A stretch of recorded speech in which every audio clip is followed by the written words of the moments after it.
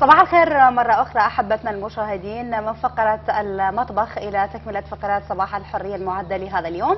معنا الآن فقرة خطار وسوالف.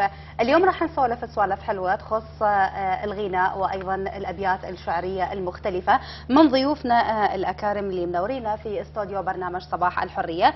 الفنان الشاب فقار خالد سعدي الحلي، صباح الخير.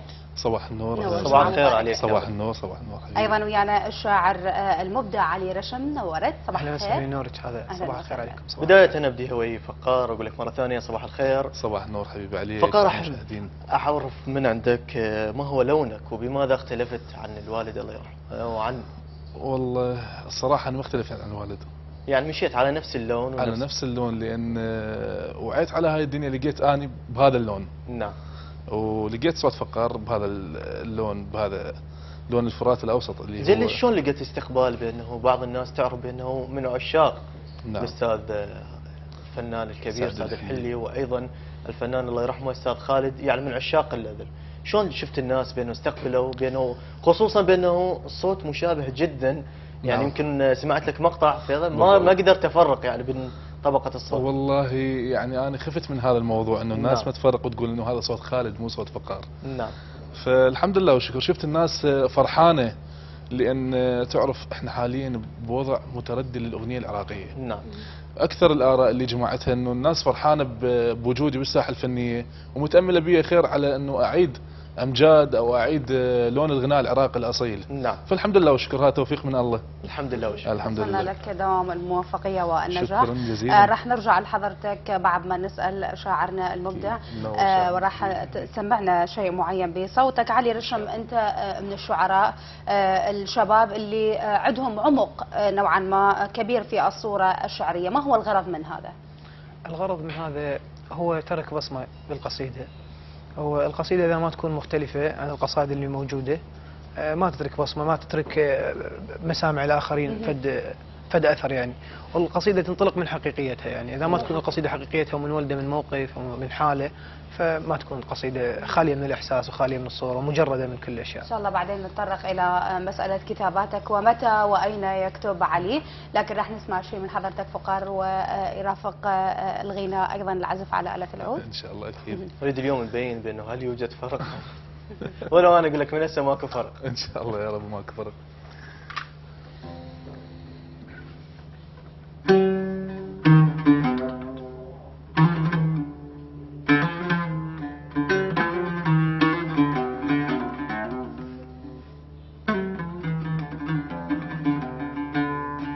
راح اسمعكم الاغنيه نفسها اللي انبثت حاليا على قناه الشباب تي في.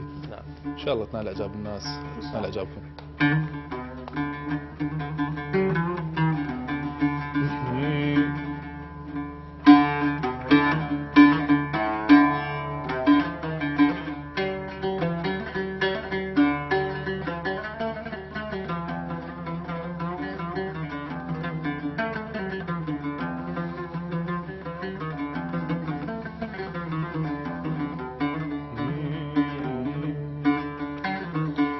فيما لا مسافرين، فيما لا وما ادري وين، فيما لا مسافرين، فيما لا ما ادري وين، ما ادري تجون لو ما تجون، يبقى بامل قلب الحنون. يمكن تجون لو ما تجون، يبقى بأمل قلب الحنون. فيما لا صوت القطار صاح الوداع وبقلب نار، فيما لا صوت القطار صاح الوداع وبقلب نار، سالت دموع من العيون، حسيت ساعتها بدوار، سالت دموع من العيون، حسيت ساعتها بجنون. مدري تجون لو ما تجون يبقى بأمل قلبي الحانون. صوتك حياك تسلم يا هالصوت، فقار. شكرا لك. نحب نسمع من علي ايش راح يسمعنا وايش راح يجاوب فقار. تلهث ايامي وعمر تركض وراك. نعم. تلهث ايامي وعمر تركض وراك، والدقايق غربة واللحظة قطار. دير وجهك ما يهم بجروح خير، واضحة حكاياتي وحروف نهار. وياي طبعك يشبه اوضاع العراق، خير للغربة وعليه ليصير نار. الله. وياي طبعك يشبه اوضاع العراق، خير للغربة وعليه ليصير نار. ركضت شهقاتي ودموعي وراك، شلون ركضت عوزنا بوقت الحصار. فحطت خلقي وبعد زعلك طويل، ودرب الملاق علي ايش بعده صار. روحي ما بيها عشق خلص عليك، وبسمة جروحي حنينك كله طار. فرفحت روحي ونكت جفوف حيل، من سمعت بواسك يم غير صار. مشتهيك مشتهيك ومستحي بقد مشتهاي، مغرب بروحي وحكي بلون الخجل. وجوه غربة تنفست من مرهواك، جرحي خضر والهوى بروحي ذبل. بكل فرطعنة وجرح وصيت ليل، قلت له ما وصيك تترسهن زعل. اللي ينزل بروحي شمس ما صعد غيم، غير تصعد حتى قللهم نزل. التمن براسي التمن براسي انعم الله على الصهيل. شوق ملقى فراق دمعات وسهر، زارع بروحي قلق سويت ليل. وضوى زارع بيك ما غضر قمر. الله عليك. الهوى بظهر حكاي تمن تمر عليك، غيمت سالفتي ما لاحك مطر. حافي يمشي السيف بجروحي وبقيت، لا رحت مني ولا راح الاثر. الله. لا رحت مني ولا راح الاثر. الله عليك. صح لسانك يا علي رشم. شكرا لك. ارجع الفقار ومثل ما شفنا تحياتنا له. الصورة الجميلة. نعم. لاحظنا بك بانه ذكرت بانه حاولت بان تعيد ذكرى الوالد والاصوات. زين انت تشوف بانه ساحه هسه تنحصر على الشباب ودائما اغاني سريعه، بانه ما حبيت بانه ادخل بهذا الستايل. لو حبيت تبقى بالستايل اللي والله تحب تعيد حبيبي حياتك. الصراحة أنا كاسم نعم. اللي أحمله وراي صعب أفوت بستايل جديد. نعم. وصعب أفوت بستايل سريع من اللي يغنوه شباب حاليا. نعم. لأن أحصل على أصابع اتهام وانتقاد كثيرة. صحيح. الناس أكيد راح تقول لك أنت والدك علم وجدك هرم من أهرام العراق. نعم. ليش أنت خطيت هاي الخطوة؟ وهي المشكلة البعض الآخر ما يستقبل هسه حاليا. تلاحظ أكثر الناس ما أتصور يعني أنا اللي لاحظته بالشارع بهاي الفترة الأخيرة. نعم. حتى الطفل يغني يا مدلولة، يغني ليلة ويوم. ما أتصور شخص ما يحب هاي أغنية لها تراثة يمكن بالضبط. يعني صغير كبير يحب بالضبط. يعني بس يرددها. بس بعض الآخر يترجى خير بالمكمل لهاي العائلة، المكمل لهذا الفن الأصيل. يمكن مو بس أنا، لو طلع مثلا ابن عباس جميل، نعم. أكون الناس فترة من الفترات انبهرت بنواس أموري وترجت منه خير. مو صحيح؟ صحيح. لو طلع ابن ياس خضر مثلا، نعم. لو طلع يغني الناس كان ركزت عليه وانتبهت عليه، لأن تريد من عنده انه ينهض بالأغنية. نعم. فأحسها مسؤولية كبيرة. المحافظة على الإرث الفني اللي تركه لك يعني جدك المرحوم الفنان الكبير سعدي الحلي وأيضا والدك، يفترض أنه مثل ما ذكرت حضرتك تحافظ عليه وتحاول تمشي على نفس الخطى الثابتة والناجحة، وإن شاء الله تتوفق في هذا المشوار إن شاء الله. نرجع لشاعرنا علي. خلينا نحكي بصراحة علي، لاحظ اليوم منابر الشعر باتت منابر حرب وليست منابر قضية. يعني مثلا بعض الشعراء بيناتهم حزازيات وتوصل في بعض الأحيان إلى الحقد، وبنفس الوقت تصل إلى المحاربة أحيانا في مجال الشعر. لماذا كل هذه الحزازيات؟ لماذا كل هذه الأساليب المستخدمة في منابر الشعر؟ ألا يفترض أن تكون هذه المنابر هي لمناقشة قضية معينة من خلال الشعر الشعبي؟ كل محترك في هاي المنافسه يعني، لكن مرات تكون منافسه شريفه ونقيه ونزيهه، وبعض المرات تكون يعني ترجع للشخص الغيره مطلوبه يعني. المنافسه مطلوبه، ولكن الشعر لا يكون به هجاء، على حساب تحطيم الآخر. من ياخذ منح الهجاء ومن ياخذ منح المنافسه المو شريفه يكون مو شعر يعني، يكون خالي من الاحساس وخالي من المصداقيه، الجمهور ما يتقبله، الناس ما تتقبله. لكن الشعراء يعني اغلبهم هم شعراء حقيقيين وقلوبهم بيضة مثل ما نقول يعني، لكن تصير اخطاء يعني، وتصير منافسه بعض الاحيان ومرحله وتتعدى يعني. طيب علي، شلون تلافيت؟ هم صار عندك موقف حول هذا الموضوع؟ لا، وشلون تلافيت؟ لا الحمد لله والشكر ما صار عندي موقف، وانا ما عندي خلاف. يمكن تلاحظ بانه بسبب الشباب، انت ذكرت بانه قلت مجموعه من الشباب اللي تصير يمكن غيره شخص، او بعض الاحيان ينحصر يعني الشعر عند بعض الاشخاص، فيحب بانه حتى لو ما واصل يقول ليش هذا الشخص محصور يم الشعر. هو شعر انت تبقى وراء نفسية الشخص، شنو راح يكتب، شنو راح يعبره. بعض الاخر يتصور، ومع الاسف الشديد نلاحظ بعض الشعراء، وايضا هم يمكن تأييدنا الراي، يمكن حتى بعض الفنانين اخذ من هذا الفن مجرد استرزاق، مجرد يحصل على نسبة من الفلوس. صح. شلون يقدم الشعر من يكون مهنة يكون مو شعر يعني. نعم. لكن الشاعر من يكون بانسانيته، بمصداقيته، باتجاه اللي حقيقي اللي هو كشاعر يعني. نعم. كل ما يتجرد من شاعريته يعني، اذا اتخذ الشعر كمهنه فيكون مو شعر يعني. نعم. ايضا اضيف الكلام صديقي، قضيه اذا نرجع نستذكرها ذاك الزمن الجميل، الشاعر كان يلتقي بالملحن. نعم. يجتمعون لفتره من الاشهر، ينتجون اغنيه جميله، وبعد هاي المرحله يختارون هاي على صوت منو تصير، وهم يروحون يقدموا لها على طبق من ذهب، بس مجرد المطرب يدخل يغنيها ويقدمها للناس. هاي نفتقدها بالضبط. هاي المساهمات حلوه في سبيل انجاح الاغنيه العراقيه بالضبط. كان الشاعر مو هم الماده انه يستلم كم من الفلوس مقابل كذا شعر، مقابل كذا اغنيه، كان يحب هاي الموضوع. يعني اللي دافع الحقيقي له انه يخدم الفن العراقي ويقدم فن صحيح. يعني مع الاسف وصل هذا برغم يعني بالوقت الحالي يعني جزء قصيده النص او النص الغنائي استاذ فقار يعرف يعني صارت تسعيره يعني. صحيح. انا ما تهمني مثلا انه استاذ فقار كان اسم او يحمل شو اسمه، انا عندي تسعيره ومتفق ويا ملحن ويا موزع. انت من تجي تتعامل ويا شاعر افرض عليك الملحن والموزع والمكان والزمان، هاي افرضها على مو فقط هذا، نلاحظ ايضا على الشعراء دين تنفرض عليهم مفردات، يعني يجي المغني يا دعاء يجي يفرض عليهم مفرده معينه، انا كمل لي هذا النص الغنائي على هاي المفرده. هذا يعني مجبور. السبب هو هم تراجع الذائقه يعني.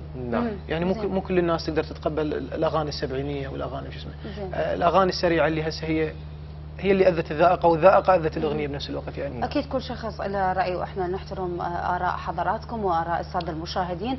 فقار راح نرجع على حضرتك وراح تسمع لنا شيء لجدك الفنان المرحوم سعدي الحلي. إن شاء الله. ترك الكثير من الاغاني، صوته لا زال موجود في كل بيت عراقي، في كل مؤسسه اعلاميه. هوايه ناس تردد اغنياته لما تحمله هذه الاغنيات من روعه في الاداء، في الكلمات، وايضا اللحن. راح تسمعنا ليله ويوم على أكيد. طلب الزميل المخرج. اليوم طلبات كثيره اليوم، خصوصا نستمع فقار هوايه اغاني طلبوها. واكيد اللي مثلي يحمل اسم ويفوت في هذا المجال لازم يكون حاضر للطلبات وحاضر التوصيل الاغنيه الجميله للمستمع. نعم. فانا حاضر لكل شخص مو بس للمخرج. شكرا لك.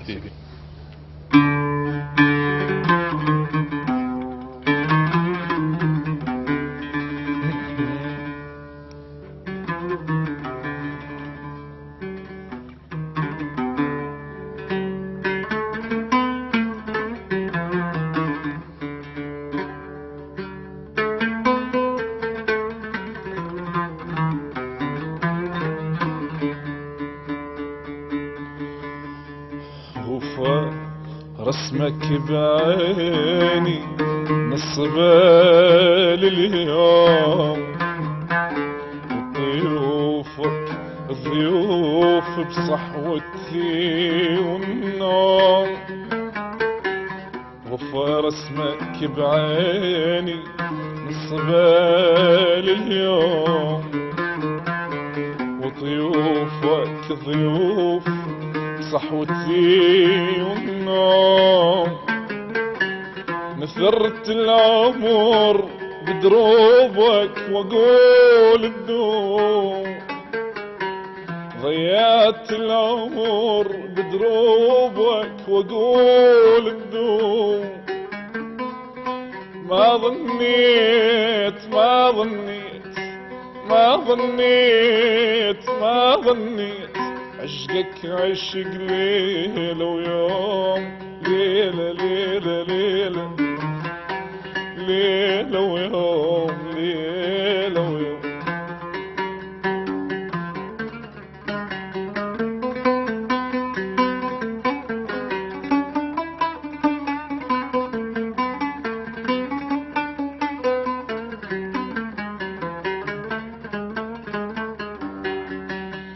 قصد ليك القلب طير ويلوذ بنوح، ولقيتك راستي طيب ومناحة فوح. قصد ليك القلب طير ويلوذ بنوح، ولقيتك راستي طيب ومناحة فوح. يقضى له حليم يقضى له حليم من بين يدي تروح، يقضى له حليم يقضى له حلم من بين يدي تروح. والما يلتبد ما يريد النوح، ليلة ليلة ليلة ليلة ويوم، ليلة ويوم. الله عليك، يسلم هالصوت، شكرا يسلم صوتك. شكرا جزيلا. علي، ايش نسمع منك؟ عدت مشهد ضحكتك بس لقيت رماد. الله. عدت مشهد ضحكتك بس لقيت رماد، طفوي غيري بس بوجهه طشيته. الله. وعلي يفتل غرورك مو عش الدخان، والعذيب اللي يهب عطاب سويته. هواك الشمع تسولف بطول الخيط، شعل روحي وحنينك بي طفيته. اختنق ليلك براسي وما اتنفس طيف، وفجرك هو يمرني وما اشتميته. الله عليك. اثر طعنتك زنجر والخناجر بيض، عكس قلبك وياي الما صفت نيته. الله. انا دمعة غريب بكل سهولة تطيح، جدمل ذكرياتك ليش وديته. الله. فراغك والقبر يشابهن بالعين، منو المنهن يعيش بروحه وصيته. بظهر كل من يمر تسافر الدمعات، بس انت عليك العمر بديته. الله. اذا تمشي بخيالي تعثرك اللحظات، البيهن جدمك ويا الغير مشيته. بعد لا تود طيفك ليلي ما بيشوق، اجاني وباب جفني بوجهه سديته. الله. انا مني الورد ظليت اضم الشوف، لان كل شي شبهك ما اشتميته. الله عليك. انا مني الورد ظليت اضم الشوف، لان كل شي شبهك ما اشتميته. بخيم صدر الزعل عطش هواي حروف، حكيت وماي وجهك ما اندليته. الك كنت التفت وادري انت ما موجود، اذا ببالك حرف من اسمي عديته. بعد ما التفت لو سما بظهر الطيح، حسبالك قبل لا قلب شويته. قمت اخذ نفس وبريتي ينزل غيم، واندليت علتي وجرحك قضيته. الله عليك. قمت اخذ نفس وبريتي ينزل غيم، واندليت علتي وجرحك قضيته. روح الهوى بظهرك والهويته يروح، مو بس شوفه عنك سمع غضيته. الله. قبل ليلك وخلق السابقا بالطول، العلي ما كفه هسه بروحه كفيته. انا بخد الندى تلقاني طايح ماي، وصوت النفس يصهل باذني خليته. الله. هو بروح من طلع الموت يتنفسون، بس عاندت روحه وبيها ضميته. مشيت وخيط واهس كله بمكفاي، ثقل مستحاي وجدمي هميته. روح ترس فراغك بالبرود البيك، انا وجه الشمس بالملقى غطيته. الله عليك، الله عليك يا علي. شكرا لك.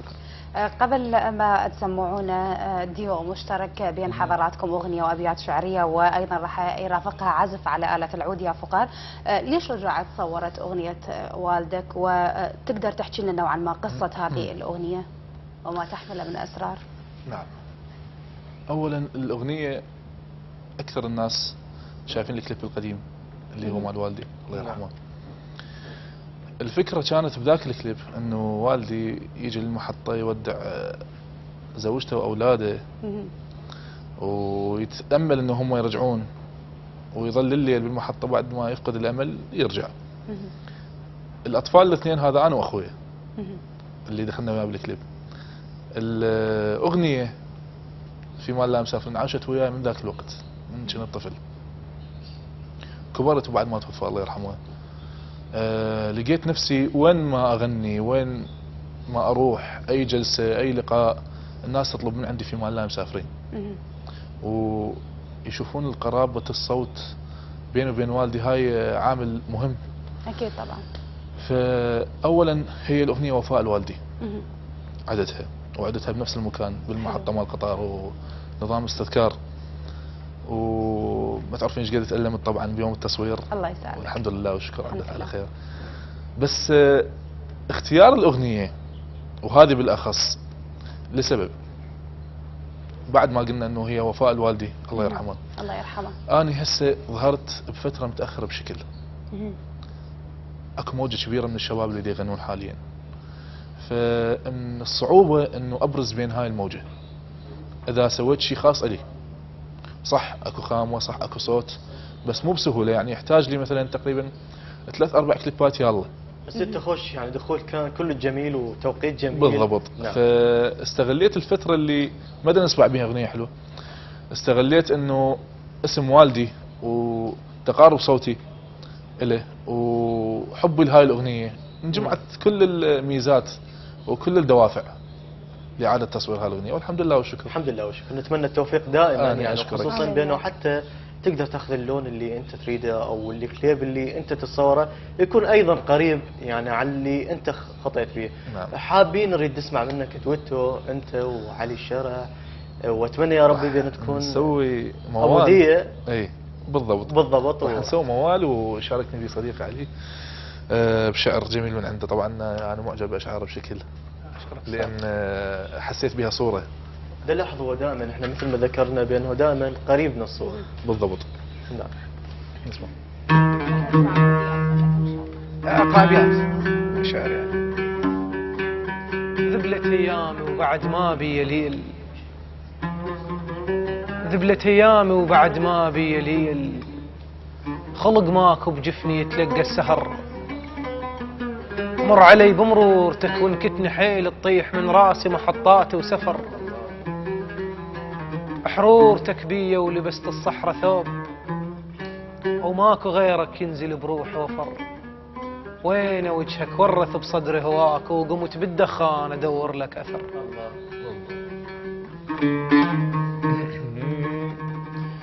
يا حال مثل حالي حبيبي وصارت شتالي، يا حال مثل حالي حبيبي وصارت شتالي، بعد كل التعب ذاك وعمر اللي انقضى وياك، تقل انساني وانساك، تقل انساني وانساك، لك شي نسيك من بالي، يا حالي مثل حالي.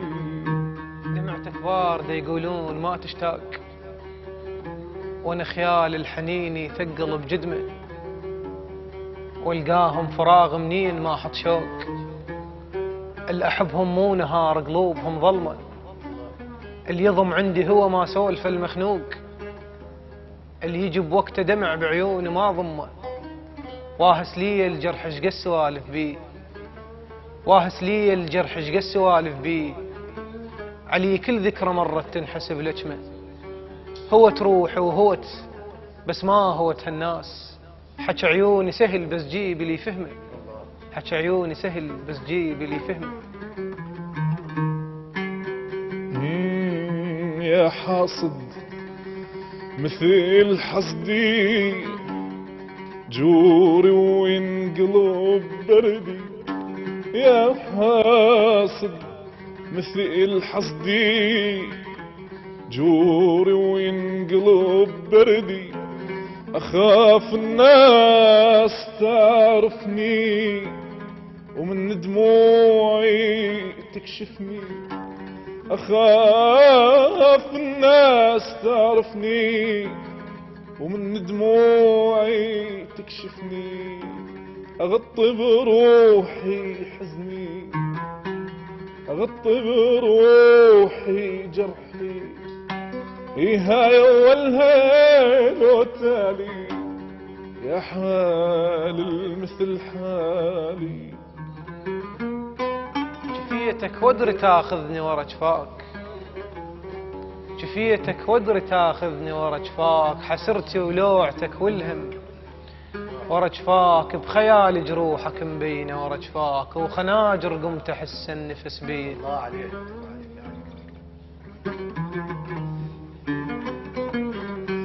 يا نار المثل ناري مني وشابت بداري يا نار المثل ناري مني وشابت بداري حيرة بحيرة الأشواق أنا مخطاي الفراق أقعد روحي تنضاق أنا مخطاي الفراق وستر حالي من حالي يا حال المثل حالي.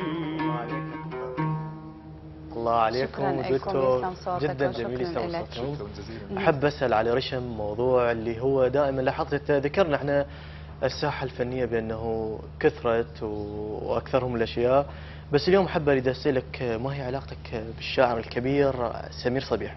سمير صبيح طبعا استاذي يقولون دائما انت من المقربين له، ليش؟ استاذ سمير صبيح يعني انا اول ما عرفت الشعر يعني طبعا تحياتنا له. تحياتنا للاستاذ سمير صبيح متفضل عليه هواي يعني. اول ما عرفت الشعر يعني عرفته من باب سمير صبيح يعني كنت اسمع دائما سمير صبيح احب دائما احفظ جديده احفظ ابياته تاثرت فيه طبعا. نعم. تاثير مباشر يعني. لكن كانت محاولات في البدايه محاولات بسيطه جدا يعني. نعم. فكان اكو برنامج على اذاعه الجيل اسمه شعراء على طريق. نعم. فاحد الاصدقاء وصل له خبر انه اكو شاعر يكتب جديد ومشي، فسمعني قال لي انت عندك محاولات يعني، فوجهني توجهات صحيحه يعني. نعم. والحمد لله والشكر يعني قدرت ضافت لك هاي التوجهات؟ اكيد طبعا ضافت لي هواي.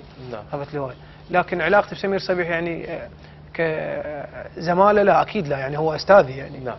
استاذي سمير صبيح يعني انظر له نظره ابويه او اخ اكبر من عندي. طيب من الشعراء الشباب؟ من الشعراء الشباب الواحد قريب لك؟ كثير يعني الشاعر علي خلاف، الشاعر محمد يعني اقربهم جدا يعني بدون ما نروح منا ومنا.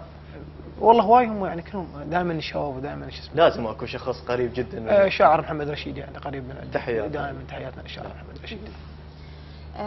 نرجع ونسأل فقار، من هو الشخص اللي سواء من العائلة من الأصدقاء من الوسط الفني شجعك حتى تغني وتمشي على نفس الخطى اللي تركوها والبصمات جدك المرحوم وأيضا والدك؟ نعم والله أكيد الأهل رقم واحد، أصدقائي زملائي بالفن اللي بالفرقة القومية للفنون الشعبية وفرقة التمثيل، لأن أنا عضو بالفرقة القومية للفنون الشعبية، وايضا اصدقائي من الفنانين الفنان مصطفى السومري وكثير من الفنانين. بس الشخص اللي مثل ما نقول دفعني حتى اصور هاي الاغنيه وشجعني بهذا الوقت بالضبط، لان انا كنت مأجل هذه الفكره، لان تعرفين المشكله بالنسبه للشاب اللي ينتج على حسابه مشكله كبيره، لأن يحتاج لمبالغ طائلة حتى يقدر يتصرف بهذا الموضوع. فالمخرج مال الأغنية نصرة العقاد المخرج، تحياتي له طبعا وجه له تحية، هو اللي شجعني وساعدني من كل ناحية في سبيل ننجح هاي الأغنية ونوصلها للناس طبعا هاي فكرته فكره انه نصور نفس المحطه بحاجه لاغاني القديمه بالضبط، لان هو دا يشوفه هواي قدام عينه من المطربين ومن الكليبات ومن الاغاني مو بالمستوى، ف حس انه لازم هذا الوقت ننتج فد شيء، نسوي فد شيء صحيح. طيب بعد الانجازات اللي حققتها لغايه اللحظه، فقار معتقد حضرتك انه راح تحقق انت او تطرح للناس للجمهور للمتلقين العراقيين شيء مختلف عن بقيه الشباب من عمرك من جيلك؟ والله هي هاي المرحله صعبه. يعني انا بعد فيما لا مسافرين من الصعوبه القى فد شيء يفوقها. او قريب نوعا ما، او قريب او دون المستوى لو فد شيء بسيط. بس ان شاء الله موجودين الشعراء اللي عاصروا فتره الثمانينات والسبعينات والتسعينات، موجودين ملحنين الكبار طبعا بعدهم عايشين الحمد لله والشكر. الحمد لله. ف ما يستوجب انه اروح اجيب فد شيء هابط في سبيل اوصل للناس، لا هاي الناس موجوده اللي خدمت الفن سنين طويله، فموجودين الحمد لله والشكر، واكيد عنصر الحداثه موجود عندهم ودا يشوفون بعينهم، فراح اسوي فد شيء ما بين لون الفرات الاوسط اللي هو لون سعد الحلي، وما بين روح الوالد اللي هم مشتقه من لونه، وما بين المدينه الحداثه. لاحظ فقرت ذكرت بانه اكثر الالوان، بس نلاحظ يعني في الاونه الاخيره النظام يعني اكثر الاغاني نلاحظها كلها هيوه. نعم. يعني انت شلون راح تزاحم هاي الطبقات الموجوده، بانه انت مثل ما ذكرت بانه لكم لون خاص. نعم. ان كان جدك ان كان والدك فنانين راحلين لهم طبيعه لون خاصه. نلاحظ انت اكثر الاشياء اللي تنزل لها طابعها الخاص، يمكن استقرت على هذا الطابع، لو هو لو تلقى رومانسي، لو ماكو فد شيء غريب. بالمناسبه اللي قلته حضرتك هذا من جانبي. نعم. لان اذا نلقى صفحه بيضاء بها نقطه سوداء او بالعكس هذا فد شيء مميز. نعم. فاذا لقينا الجو اللي موجود كله هيوه نعم وكل شيء سريع، مثلا خلينا نفترض انه قبل فتره ظهر الفنان محمد عبد الجبار باغنيه قلت ما احب اعوف الحب، ايقاع ثقيل، كلام حلو، وتذكرني باغنيه ثانيتكم القديمه اللي عنده. نعم. برزت ولحد الان الناس تسمعها وتحبها وتنطلب كثير على القنوات العراقيه، ف يعني خلي اكون مميز، خلي ارضي الطرفين مثل ما نقول، وان شاء الله انال حب واعجاب الجمهور. اتمنى لك الموفقيه ان شاء الله. كل الموفقيه والنجاح. نرجع لشاعرنا المبدع علي، تفضل. شو راح تسمعنا الان من ابيات قصيده للعراق. يقول سيفك مثل قلبك ما عليه زنجار. الله. سيفك مثل قلبك ما عليه زنجار، ركض برقابهم ما فحط مثل الخيل، اجى بعزة صفنتك صوتهم بيخوف، ما هزك الصوت وجفل من الليل، خوذ ولدك انثرها الطق بثرها رجال، بكثر ما يكون ناسك هيك بيهم حيل، قبل تشهق جهنم لو نفس جريت، حدرم حلف جفك مثل هد السيل. الله عليك. ليلك شمس ينبض ليش تنبض موت، كل شي البيك الاول والعرب بالذيل، ترسي وجوههم ذله وملامح خوف، حرورة آبهم ليه السبيك تدور، لا تحسب الماتة واحسب الخطوات، ما عطش الماي ولا روى الناعور، ان بجن دجله وفرات وبعد بيك دموع، غالط واقعك على الحزن ما مجبور، الله عليك. ما شفت الهلاهل ملتهي ويا الموت، على ساتر ضحكتك هلهل الشاجور، الله. ضمين ان نحبهم لو نفس لو شوف، بس انت تحبهم ضامهم بقبور، صرايف ترز قاعك بان اللي حبوك، ولكنهم بنولك بالقلوب قصور، الله. صرايف ترز قاعك بان اللي حبوك، ولكنهم بنولك بالقلوب قصور، مو ملحق شظايل غزرت بالناس، ابني ويانا حبك يلا تبني السور، الله عليك. ترابك حيل ما صخ للي يخون القاع، أمن ضقنا ملحك بعد بينا يفور، ترابك حيل ما صخ للي يخون القاع، أمن ضقنا ملحك بعد بينا يفور، المواضع والقبور اثنينهن بالقاع، وانت اثنينهن ما قصرت بيهن، تعلمنا الدموع تفيد من نشتاق، بس ما علمتنا شلون نبكيهن، مرات الورد ما ينزرع ينقال، ذبل بينا الاحساس ايش وقت تحكيهن، الله. شربهن ضواك شربهن ضواك عيوننا متيهات، هو تنفس الليلك واختنق بيهن، صهيل جروح بينا تريد امانك وين، شد الجامهن والثم سواجيهن. الله عليك. صهيل جروح بينا تريد امانك وين، شد الجامهن والثم سواجيهن، هز جذع القصص حتى المذله تطيح، والروس تخونك ما يوجفيهن. الله.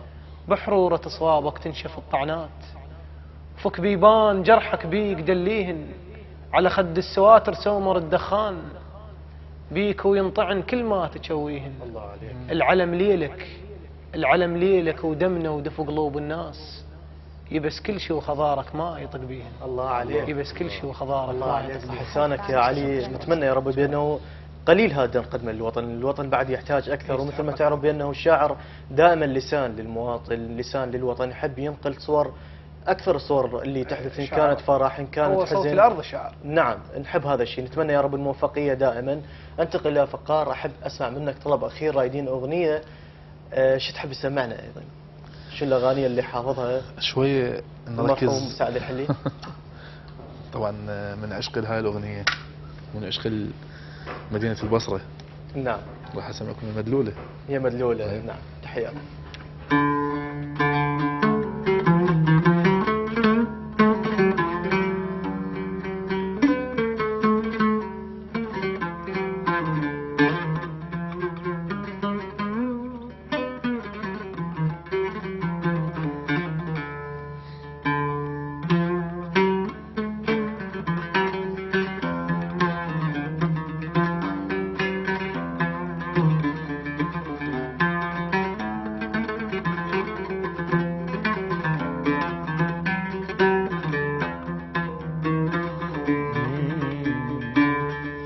يا مدلولة شبقى بعمري غير الآلام والحسرة، جسمي عايش ببغداد روحي ساكن البصرة.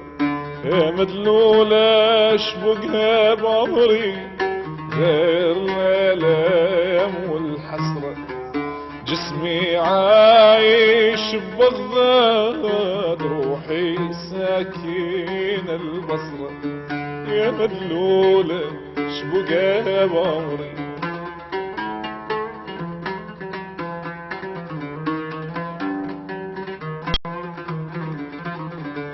يا مدلولة ولا سألتي ولا قلتي الجرالية، يا مدلولة ولا سألتي ولا قلتي جرالي، أذوبا وحدي بلتي لجل عينك يا بني، أذوبا وحدي بلتي لجل عينك يا بني، حملت الآه والحسرة، حملت الآه والحسرة.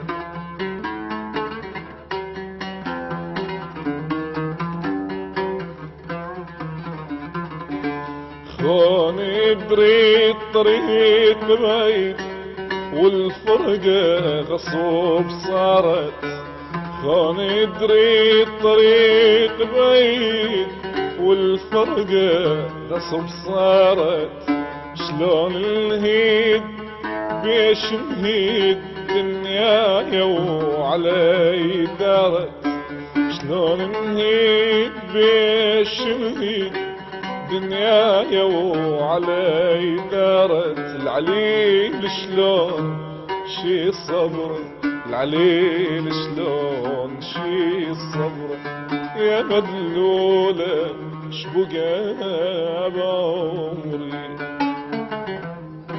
الله عليك، الله عليك. طول العمر ان شاء تم الله. صوتك صحة أستاذ. وعافية. تحياتنا لكل اهلنا في البصره الفيحاء من متابعي قناه الحريه الفضائيه. اللي بيها روح مو طبيعيه ومشتاق اروح لها اصلا. ان شاء الله تروح لها وتزور روحها اهلها. مرتبطة بها. طبعا نعم. البصره غنيه بالتراث، غنيه بالفلكلور، يعني كل اشكال شط العرب. اكيد طبعا. نرجع لك علاوي، راح تسمعنا ابيات شعريه هسه عن منو؟ عن المدلوله، عن البصره، عن غزل الحبيبه. نريد نسمع. يعني قدر يعني الامكان. اليوم اجواءنا صارت بها وطن فد اشياعتها. ترس روح الضباب وبينت وياك. ممكن تعزف لنا وياها من بعد فقار؟ اكيد اكيد. ترس روح الضباب وبينت وياك، كل بروحك امشي وجرحي ما شفته. الله عليك. انا بالنسمة اعثر وانت قيس الحال، مو جدمي وراك خيالي ما شلته. الله. وجب واهس عذر وحروف من تطيح، وتبدع لوجهك مستحى وسكته، وانخل غير وجهك واللي يطيح تراب، وانكتهم وهزهم بس تظل انت.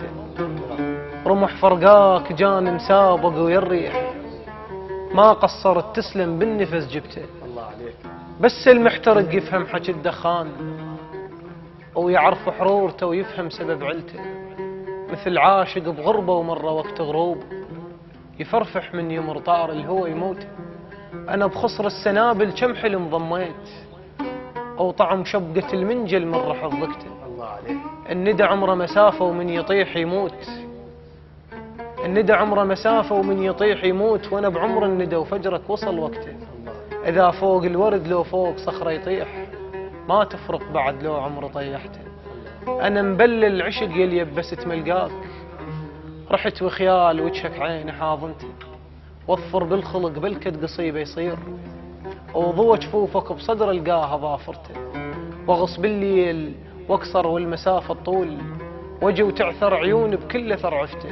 وجي مغيم سهر، اجي مغيم سهر يمك ونقط ليل، اجي مغيم سهر يمك ونقط ليل. رحت عنك بعيد ووجهي ما درته، او لحد ثامن سما وصلت الشهقة وياك. وسافر والتراب بجدمي ما دسته، ونكت ثياب يمك كان بيهن غيم. من ثامن سما للقاع وصلته. الله عليك. على غصن انتظارك ريح ما هبيت، وزرعت الميل بي وخضرت دكته. انت اللي علمتني شلون افك ذرعان، للملقى الموادع ما تعلمته. الله عليك. من يكبر فراغك صدري كان يضيق، وانا البد بعطرك ما تنفسته. اقدر بالضوء بس ما رهم وياك، اقدر بالضوء بس ما رهم وياك. وعلى قد الشمس ملقاك فصلته. افكني الشاب صدري الكل سهم بيروح، افكني الشاب صدري الكل سهم بيروح. واكفر بالحنين الماء جب وقته. الترس راس بغيابك ريحة البارود، ساتر والرصاص يخيط بقصته. الله عليك. طفى وجهي بخيالك لو بعد موجود، طفى وجهي بخيالك لو بعد موجود. من نجم على نجم الليل وربته.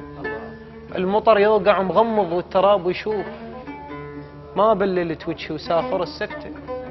مو ما شفت وجهك ما شفت مكفاك، شمد ايدي وقفاك بعيني ما لحته.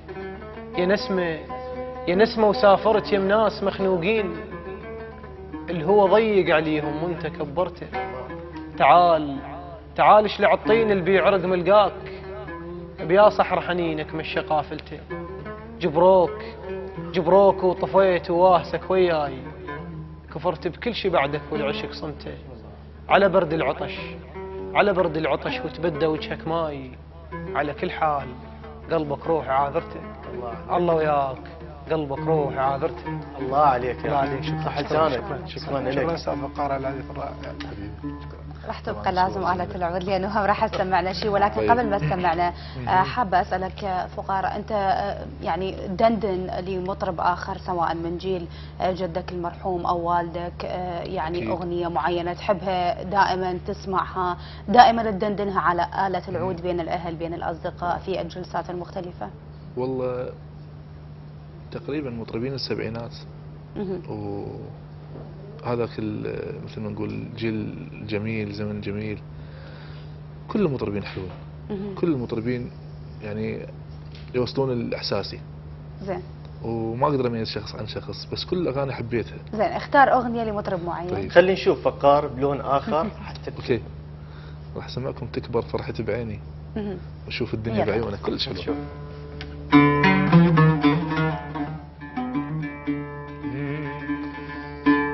تكبر فرحتي بعيني واشوف الدنيا بعيونك، يمر بخاطري وظني انا الورد ان اشوف عنك. تكبر فرحتي بعيني واشوف الدنيا بعيونك، يمر بخاطري وظني انا الورد من اشوف ظنك. يا قمرة عمري من تهل يطقوي والريد الصندل، يا قمرة عمري من تهل تطقوي والريد الصندل. وحق عيناك اظل وياك شمارة ذوي من عوني، وحق عيناك اظل وياك شمارة ذوي من عوني.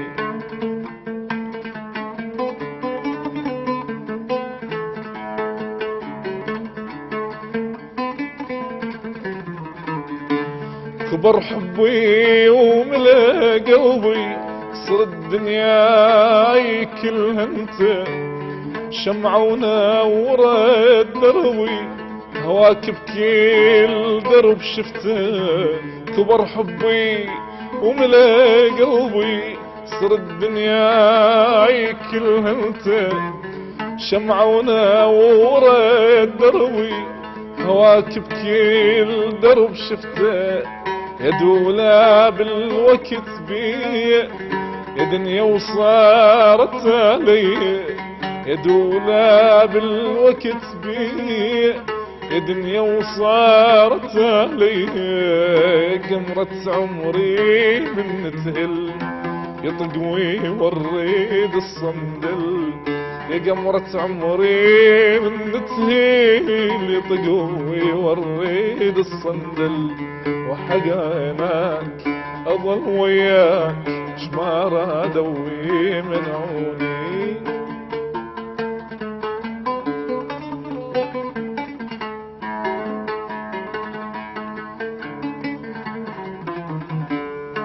هلك والعالم يريدون وانا وياك راد نريد، حكي الناس دمرني خلاني قصير لي. هلك والعادل يريدون وانا وياك راد نريد، حكي الناس دمرني خلاني قصير لي.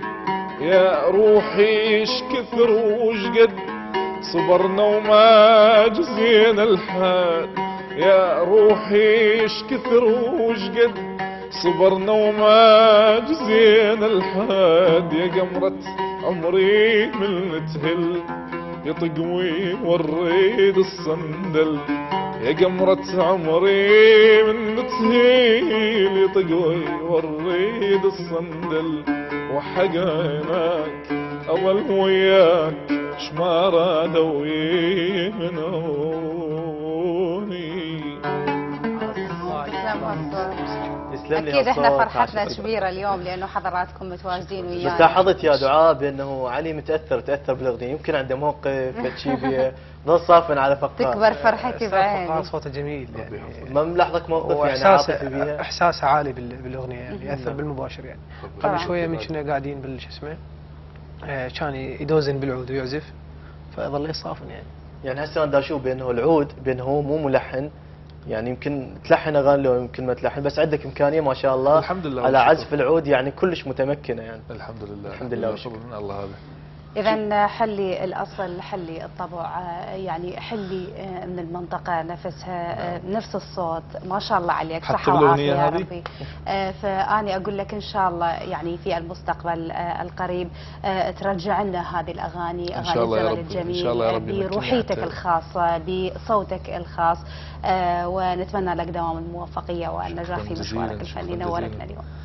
ربي يحفظك انت النور والله. وبرنامج صباح الحرية طبعا برنامج مميز بالنسبة لي ومفضل، يعني يحتوي كل تفاصيل الحياة. يعني قبل شوي شفت المطبخ هسه جلسة فنية، فما شاء الله عليكم. الحمد لله. نتمنى يا رب اكيد طبعا بيت يكون بيت الكل عراقي، الكل موهبة، الكل فنان. نتمنى يا ربي. وشكرا ايضا لشاعرنا الكبير علي رشم، اليوم شمتعنا بحضورك. شكرا. وشفنا كثير من الصور الشعريه الجميله، يمكن صحيح من اكثرهم بيقولون بانه علي بانه يتميز بصوره الشعريه، لاحظنا اكثر من صوره وتنوعنا، اخذنا الغزل، اخذنا ابو ذيه، اخذنا حب الوطن. شكرا لك اليوم، نورتونا وكنتوا ضيوف خفيفين الظل علينا. شكرا لبرنامج صباح الحريه وقناه الحريه، قناتكم طبعا مميزه ومقبوله من كل الاطراف، يعني ما لها علاقه. نتمنى يا رب بانه نقدر. وشرفت اليوم وجودي مع الاستاذ فقار. ما ميزنا هو حياديتنا، وايضا ما ميز هذه الحلقه هو وجود قناه حضراتكم. حاضنه فنيه، يعني ما لها علاقه بالاتجاهات، ما لها علاقه، مقبوله من كل الاطراف يعني. شكرا لكم. شكرا للفنان الشاب فقار خالد سعدي الحلي والشاعر المبدع علي رشم، كنتوا ضيوفنا في فقرة خطار وسوالف، مشكورين على تواجدكم ويانا. شكرا جزيلا لحضراتكم. احبتي المشاهدين، نروح الفاصل غنائي ومن بعدها نرجع نتواصل وياكم.